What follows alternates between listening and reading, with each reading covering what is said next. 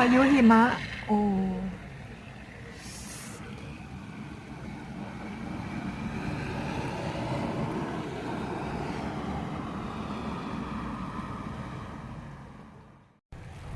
ทุกคนดูค่ะหิมะอันนี้ตกทั้งวันทั้งคืนค่ะทุกคนตอนนี้สักประมาณ30 เซนได้สุดๆไปเลยนะคะเยอะมากเลยตอนนี้เยอะเยอะเห็นเขาบอกว่าทั่วยุโรปเลยมั้งหิมะตกดูค่ะคนก็กวาดรถนี่เต็มไปด้วยหิมะตอนนี้บีก็เปียกนะเปียกเดี๋ยวรอดูก่อนเขาบอกว่าพรุ่งนี้ฝนจะตกถ้าฝนตกมานี่แบบสนุกเลยแหละ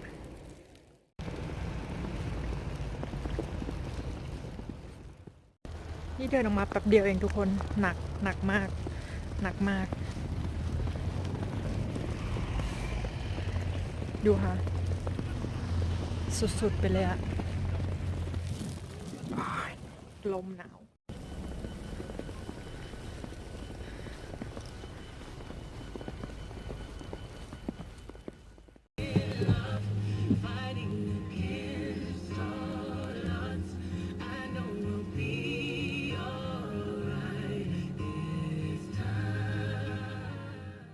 ทุกคนอันนี้คือสภาพรถบีดูค่ะหนักไหมต้องกวาดออกหมดเลยนะเนี่ยดูบีมากินข้าวบ้านพี่ปาเนาะแล้วหิมะมันเปียกอะทุกคนอันนี้กำลังจะปั้นสโนว์แมนได้ดีมากๆเลยแต่ว่าโอ้ยตายคืออยากจะถ่ายให้ดูว่าตอนนี้โอ้ยวันนี้หิมะตกทั้งวันค่ะแล้วมันก็เปียกแบบเนี้ยเนี่ยทุกคนเดี๋ยวกล้องมันอาจจะสั่นๆหน่อยนะโอ้ยตอนนี้ก็ตกอยู่ค่ะนิดๆหน่อยๆก็ยังโอเคไม่ตกมาก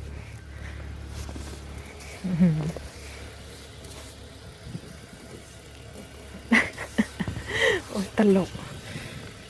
ฟึกโอ้ยไปค่ะกลับบ้านดีกว่าไอ้ข้างหลังก็ให้มันแบกไปอย่างเงี้ยแหละสวัสดีค่ะทุกคนสวัสดีเช้าวันนี้วันอะไรอ่ะวันนี้วันพุธนะคะตอนนี้บีอยู่ที่ ที่จอดรถข้างหน้าโรงพยาบาลนะคะเมื่อเช้ารีบมากเลยเนาะไปทำงานมาแล้วก็เมื่อกี้ไปเอ็กซเรย์หัวใจมาค่ะแล้วก็ตอนนี้มีเวลาอยู่ประมาณชั่วโมงหนึ่งหมอนัดอีกทีตอนมีมีนัดอีกทีตอน10 โมงครึ่งนะคะก็เลยกะจะเดินมาเอาพกโยเกิร์ตมากินด้วยเช้านี้ยังไม่ได้กินเลยไปรับโทรศัพท์มาจากที่ทำงานมาแล้วก็ตรงดิ่งมาเลยวันนี้อากาศแบบทุกคนบีใช้เวลาขับรถมาประมาณเกือบ20 นาทีอะค่ะคือรถจะลงข้างทางตลอดเลยคือมันเป็นถนนที่แบบเมื่อวานนี้หิมะตกใช่ไหมแล้วคันนี้มันก็หิมะตกลงมาแล้วเป็นฝนแล้วตอนกลางคืนก็ติดลบอย่างเงี้ยทุกคนตอนนี้พื้นถนนเป็นอะไรที่แบบว่าสุดๆไปเลยบิกะจะมาเอาโยเกิร์ตเนาะเข้าไปกินข้างในเข้าไปกินในในตรงที่เขามีที่ให้กินอาหารแต่ก็เลยไม่เอาเข้าไปดีกว่านั่งกินที่รถดีกว่าแล้วค่อยเข้าไปทีเดียวอะไรประมาณเนี้ย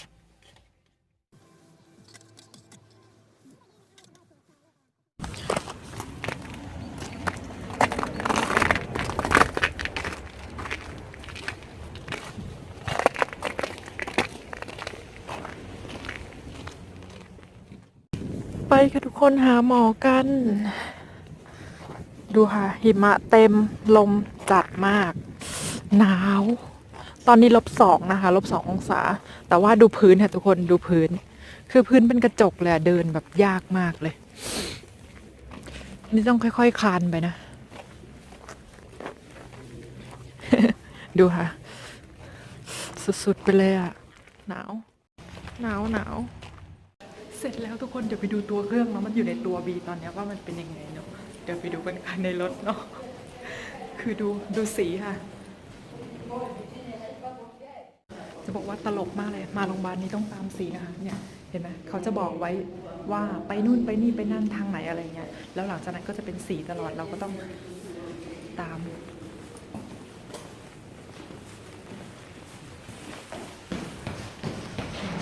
สีเนี่ย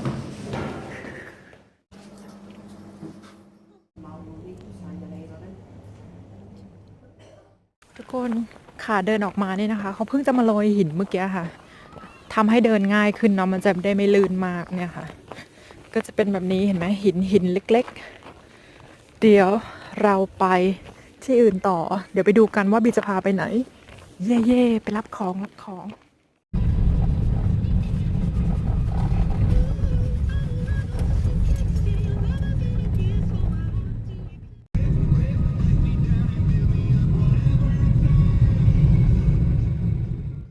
ได้แล้ว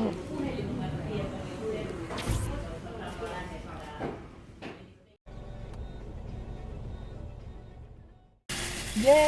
ได้แล้วได้แล้วได้แล้ว เดี๋ยวมาเปิดดูกันเลย อาจจะเป็นเงาเป็นอะไรอย่างนี้เนี่ยนะ ข้างนอกแดดออกค่ะทุกคน ตอนนี้-2 องศานะคะ เดี๋ยวเรามาดูกันเลยดีเพิ่งไปเอามาเมื่อกี้เนาะทำไมมันเป็นแบบนั้นล่ะ โอเค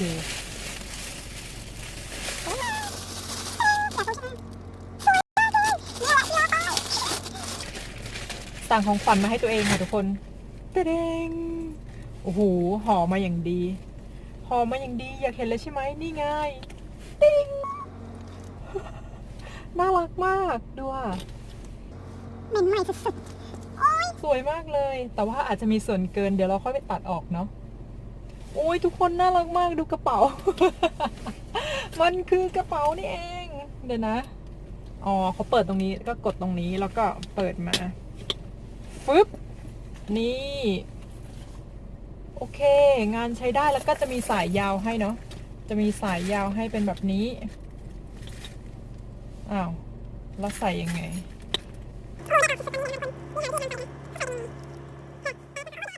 อ๋อทุกคนบิรู้ละ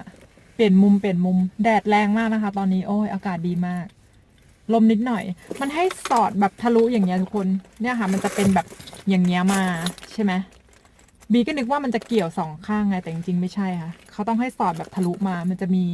ห่วงตรงนี้แล้วก็ห่วงตรงนี้ก็สอดทะลุมาแล้วก็เอามาทะลุฝั่งนี้อีกทีนึงเพราะว่าไอ้ฝั่งที่มันเป็นแบบอย่างเงี้ยฝั่งที่มันเป็นอย่างเงี้ยมันมีฝั่งเดียวเราก็ต้องสอดแบบทะลุมานะทะลุนี่เห็นไหมสอดทะลุมาแล้วก็ค่อยมาเกี่ยวกับอันนี้เดี๋ยวนะเราต้องจัดนี่แล้วก็เอานี่มาเกี่ยวกันนี่ฟึบเสร็จแล้วนี่สวยใช่ไหมอันนี้16 ยูโรนะคะทุกคนบีสั่งมาจากไหนนะเหรอจากวิชสิคะวิชนะคะนี่ประมาณนี้เลยน่ารักดีเนาะสะพายข้างๆก็คือกำลังพอดีเลยอะคือไม่ยาวไม่สั้นมากไอ้ที่บีสะพายไอใบเนี้ยใบชานมไข่มุกอะค่ะใบนั้นอะมันจะยาวไปนิดนึงแต่ว่าก็ตอนนี้มี3แบบแล้วเนาะ3-4แบบแล้วเดี๋ยววันหลังบีจะเปิดกระเป๋าแบบนี้ให้ดูรู้สึกชอบมากเลยมันกระทัดรัดอะเดี๋ยวดูข้างในมันค่ะว่าจะเป็นยังไงข้างในมันก็จะเป็นอย่างนี้เนาะเอากระดาษออกมาก็จะเป็นแบบนี้ค่ะโล่งๆก็คือใส่โทรศัพท์ได้แล้วก็ใส่อะไรนะกระเป๋าตังค์ได้แล้วก็จะมีซิปรูดนะคะมีซิปรูดนี่เห็นไหมซิปรูดนี้ก็จะใส่อะไรไม่ได้เลยนอกจากบัตรนะคะบัตรอย่างเดียว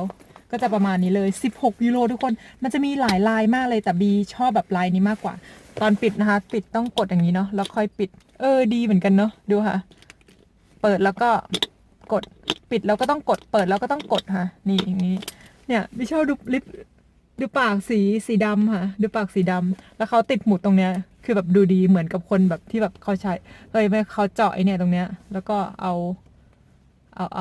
อะไรนะ มาแปะตรงเนี้ยสวยดีมันจะมีหลายลายมากมีสีขาวสีชมพูสีอะไรอย่างเงี้ยลองไปหาดูกันได้นะคะ16 ยูโรเพราะบางทีอ่ะก่อนหน้านี้บีได้เข้าไปดูใช่ไหมแล้วมันอาจจะ23 ยูโร27 ยูโร29 ยูโรอย่างงี้ก็มีบีก็คลิกไปที่29ก่อนแล้วก็สั่ง29 ยูโรพอสั่ง29 ยูโรขึ้นมาปุ๊บมันก็จะมีตัวเลือกให้เราเลือกอีกอะไรเงี้ยแล้วก็คลิกเข้าไปเรื่อยจนกระทั่งถึง16 ยูโรต่ำกว่า16 ยูโรบีไม่เห็นนะคะน่ารักมากเลยโอเคไปค่ะเราไปที่อื่นกันต่อ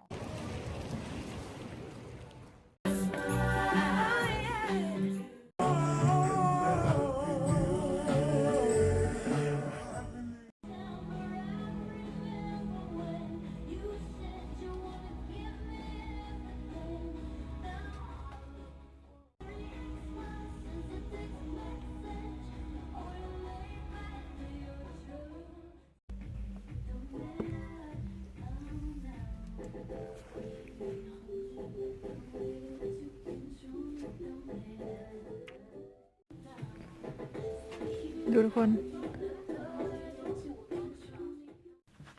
สวัสดีค่ะเพิ่งกลับมาถึงบ้านเนาะ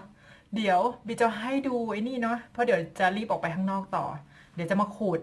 ปฏิทินด้วยเนาะมันจะเป็นคล้ายๆแบบนี้ค่ะทุกคนมันจะเป็นสายระยงระยางเนี่ยแล้วเขาก็จะมีอันนี้ให้เนาะอันนี้มันเป็นจอเนี่ยค่ะเป็นจอยคล้ายเงี้ยเขาก็จะพาดแบบคล้ายๆกระเป๋าอะคล้ายๆกระเป๋าอะไรประมาณเนี้ยอันนี้เขาก็จะบอกว่าเริ่มใส่ตั้งแต่เมื่อไหร่นู่นนี่นั่นอะไรอย่างเงี้ยค่ะ24 ชั่วโมงเนาะแล้วก็เขาบอกว่าตรงนี้มันจะเป็นแบบอย่างเงี้ยอันใหญ่ๆตรงเนี้ยเป็นนัวเลยเป็นลูกศรเนี่ยเป็นลูกศรตรงเนี้ยเขาก็บอกว่าถ้าสมมติว่ามันเต้นแบบหัวใจเต้นเร็วผิดปกติอะไรเงี้ยให้กดตรงนี้นะคะแล้วมันก็จะหยุดเองอะไรเงี้ยแล้วก็ข้างในเนี้ยเดี๋ยวบีให้ดูเขาใส่ไป5 จุดรู้สึกจะมึนบียังไม่ได้กินข้าว5 จุดนะคะตรงนี้แล้วก็ตรงนี้หนึ่งไม่ใช่นี่ไงเนี่ยอันนี้1อันนี้2แล้วก็ข้างล่างใต้หน้าอก3แล้วก็ตรงนี้อีก4นี่ไง4ไม่ใช่เอามาฟิวโอเค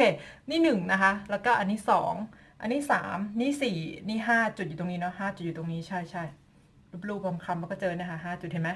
นิดนึงอะไรอย่างงี้ให้ดูเนี่ยค่ะเขาบอกว่าตรงนี้มันจะเป็นคล้ายแท็บเนาะเนี่ยค่ะเป็นคล้ายแท็บตรงเนี้ยถ้าสมมติว่ามันหลุดใช่ไหมมันหลุดอย่างเงี้ยเขาก็ให้ติดกลับเข้าไปใหม่อะไรอย่างเงี้ยคือวันนี้คืนนี้ก็คือห้ามอาบน้ำเย้ดีมากเลยใช่เหรออย่างนี้ก็ได้ห้ามอาบน้ำคืนนึงแล้วก็ห้ามซาวน่าอะไรประมาณนี้ค่ะแล้วก็เดี๋ยวหวังว่ามันจะทำงานเนาะหมายถึงว่าหัวใจเบียดจะทำงานผิดปกติเพราะว่าไม่งั้นมันจะไม่รู้ผลนะคะบีก็เลยอันนี้เป็นพยาบาลใส่ให้เนาะแล้วก็เดี๋ยวพรุ่งนี้ไปให้หมอพยาบาลเอาออกแล้วก็หมอเขาก็จะวินิจฉัยว่ามันเป็นนู่นนี่นั่นอะไรก็ไปคุยกับหมอค่ะสุดท้ายสุดแล้วก็พยาบาลก็บอกว่าถ้าสมมติว่ามันเต้นแรงเงี้ยก็กดทิ้งได้เลยอะไรอย่างเงี้ยแต่ถ้ามันไม่เต้นก็เนาะถ้ามันเต้นผิดปกติก็โอเคเราจะได้รู้ผลแต่ถ้ามันไม่เต้นผิดปกติคือเต้นแบบปกติอย่างเงี้ยเราก็ต้องแบบต้องคอยดูอีกทีนึงว่าเราจะทำยังไงอะไรอย่างเงี้ยบีก็เลยว่าก็เลยแฮาใส่พยาบาลนะก็เลยว่าถ้ามันไม่เต้นนะเธอเดี๋ยวฉันก็จะทุบมันให้มันเต้นพยาบาลคำใหญ่เลยอะไรอย่างเงี้ยเพราะปกติหัวใจมันจะแบบอย่างนี้เนาะโอเคแล้วเขาก็ให้ใบมากระดาษใบหนึ่งเนาะกระดาษใบนั้นอะแบบอาทิเช่นแบบนี้นะคะกระดาษ1 ใบเขาก็จะให้เราเขียนเวลามันก็จะมีเวลา11 โมงอะไรอย่างเงี้ยคือเราทำกิจวัตรประจำวันอะไรอย่างเงี้ยค่ะตอนเช้าตื่นขึ้นมากี่โมงแล้วกินข้าวเช้ากี่โมงแล้ว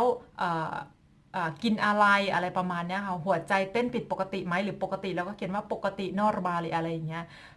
ถ้าไม่ปกติแล้วก็เขียนว่าไม่ปกติอะไรประมาณเนี้ยค่ะก็กินอะไรอย่างเงี้ยก็ต้องบอกเขาหมดทุกอย่างโอเคจบสำหรับเรื่องหัวใจเดี๋ยวเรามาคอยติดตามพรุ่งนี้แล้วกันนะคะเดี๋ยวบีจะพาไปดูนะว่าผลจะออกมาเป็นยังไงแต่หวังว่าคืนนี้มันหวังเป็นอย่างยิ่ง เพื่อนบ้านเดินผ่านหวังเป็นอย่างยิ่งว่ามันจะเต้นผิดปกติเนาะเราจะได้รู้ไงว่ามันเป็นยังไงโอเคเรามาเปิดปฏิทินกันเลยดีกว่า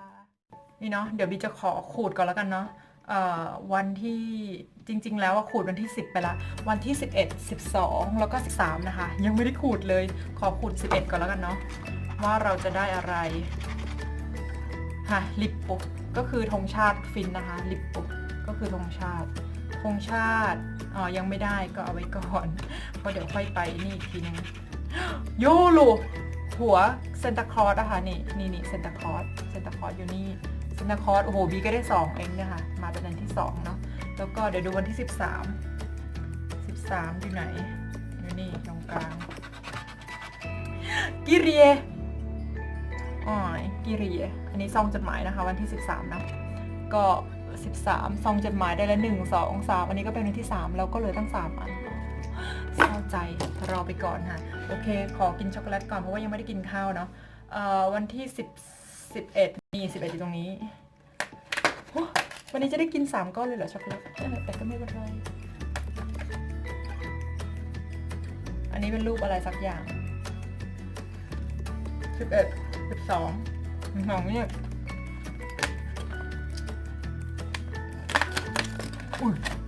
มันร่วงลงมาเลยอ่ะ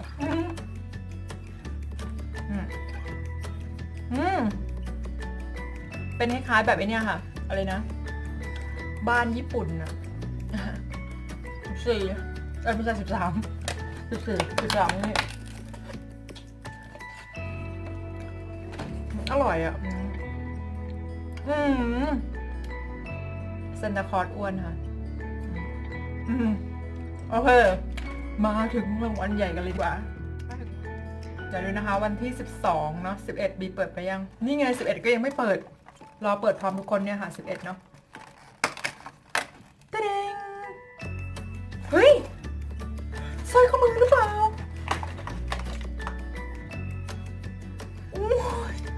ทุกคนสร้อยข้อมือจริงด้วยดูค่ะสร้อยข้อมือโอ้ยเขาจัดเต็มนะเนี่ยโอ้ยมันเป็นสร้อยข้อมืออันนี้มันเป็นทองจริงๆนะคะทุกคนเพราะว่าเขาซื้อจากร้านทองมาไงของร้านเนี้ยค่ะอู้ต่อโยสิทองจริงๆแล้วก็ใจเย็นใจเย็นบีใจเย็นเดี๋ยว13วันที่13อยู่นี่นะคะเมื่อกี้12อ๋อ11 12ที่ไหนนี่โอ้ตื่นเต้นนี่ค่ะ12ปริ้งมันคือโอ้เพชรตังหูเพชรอีกแล้วทุกคนเพชรเม็ดใหญ่มากโอ้ยนี่เห็นไหมเพชรมันอยู่ไหนเพชรอยู่ไหนมันก็อาจจะมองไม่ค่อยเห็นแต่ตรงกลางนะโอเคเลยนะดูค่ะโอ้ยปื้มโอ้ยแกต่อเฮ้ยทำไม11 12 13นี่เป็นอะไรที่เป๊ะมากเดี๋ยวดู13ยังไม่พูดเดี๋ยว13เป็นอะไรอ่ะแว๊บมันคือลูกหัวใจ2 อันโอ้ยสร้อยข้อมืออีกแล้วสร้อยข้อมือทองทุกคนเนี่ยค่ะดูมันเป็นลูกตุ้มตรงนี้ด้วยอ่ะเนี่ยเห็นไหมเนี่ยค่ะเห็นไหมแล้วก็จะมีหัวใจ2ดวงอยู่เห็นไหมนี่โอ้ยเฮ้ยบีใส่อันไหนก่อนดีกว่าแต่ชอบอันนี้มากเลยนะมันดูแบบสมัยก่อนนะบีเคยมีทองแบบเนี้ยเคยมีนะอันนี้ก็เก๋ดีอ่ะคนขอใส่นิดได้ไหมโอ้โหอุ้ยทำไมเขาลงทุนมากเลยอ่ะโอ้ยตายแล้วบีจะซื้ออะไรให้เขาดีเนี่ยนี่ทุกคนเป็นสร้อยข้อมือโอ้ยนี่ใส่ไปเลยค่ะเดี๋ยวขอใส่ก่อนใส่ไปกินส้มตำบ้านเพื่อนดีกว่า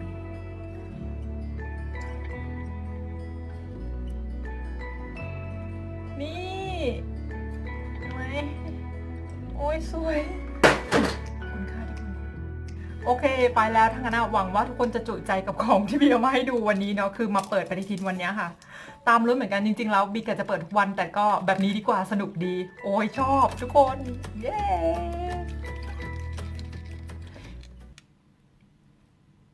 สวย